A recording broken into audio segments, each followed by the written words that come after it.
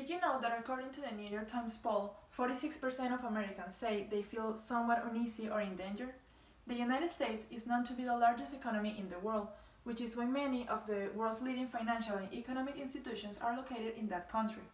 My name is Mariangela Mendoza, and by the end of this speech, I can guarantee that you will want to make a change. On a daily basis, hundreds of other social problems are a topic of conversation among the American society, even when the control over the use of firearms allows a high level of flexibility, though causing thousands of deaths per year. According to a survey conducted by Giffords Law Center to Prevent Gun Violence, our country has more guns per capita than any other nation and a higher gun death rate than any other developed nation, which is why this problem must be addressed quickly in order to diminish all the negative effects in the United States. The main issue due to a lack of control over the use of firearms is the large number of lives that are lost in vain annually. Statistics show that in 2017, 39,773 people in the US lost their lives at the point of a gun. In addition to the death caused by firearms, another large number of people are injured after being involved in a mass shooting. Another great percentage is given to suicides, mostly committed by people with mental problems, and a small percentage, but equally important, is injured by a stray bullet. Furthermore, another consequence is the psychological traumas that people suffer after witnessing a shooting or the death of a loved one by a bullet.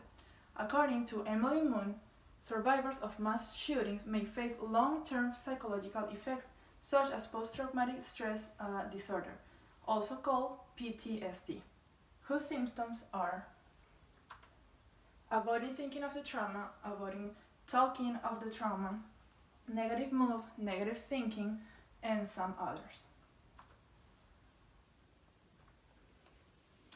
Besides, the ability to get firearms illegally has been increasing in the last decade, allowing the misuse of guns by teenagers, gang members, and active criminals. Knowing how to identify the problem that we are facing is the beginning to change. The next step is to find the root of these issues to know how to attack them. The main cause of the mentioned problems is the percentage of Americans that own a gun or live with a person that owns one. According to John Greenlich, 40% of American adults say they personally own a gun, and an additional 16% say they live with a person who does, which indicates that a significant percentage of Americans, without being directly linked to the use of weapons, is exposed to the danger of being close to one. Besides, people who suffer from mental disorders such as anxiety and anger are highly likely to lose and misuse firearms almost unconsciously. Another cause is that legally owned guns are frequently stolen and used by criminals. In the following video, Officer Jeffrey Burr from the Las Vegas Metropolitan Police Department tells his experience with stolen firearms.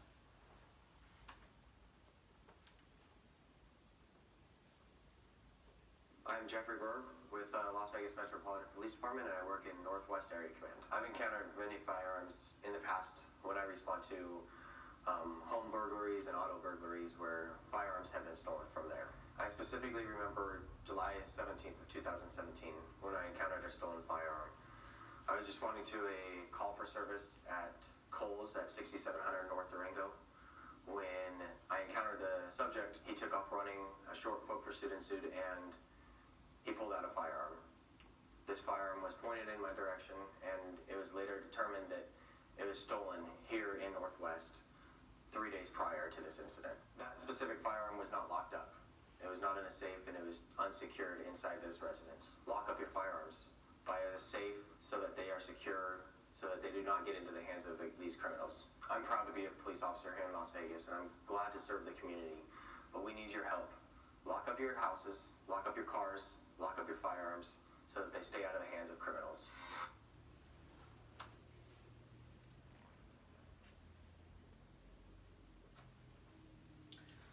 Okay, so a solution that would definitely work and reduce these negative effects of the lack of control in the United States is a federal law that makes it difficult to access firearms, taking as its main points the minimum age to acquire a firearm, the mental health of the citizen, and their background.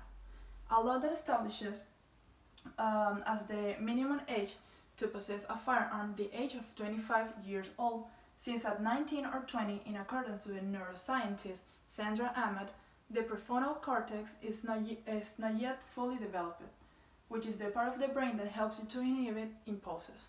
Secondly, the citizen must undergo a mental health test carried out by a committee of experienced psychiatrists to ensure that he doesn't suffer from any mental disorder, such as anxiety or bipolar disorders. Finally, requiring firearms holders to report their weapons once a year, as well as reporting if they were stolen or lost. As this research has shown, the death rate due to the bullets in the United States, as well as the percentage of Americans that feel unsafe, has increased in the recent years due to the lack of control over the sale of firearms and their mismanagement.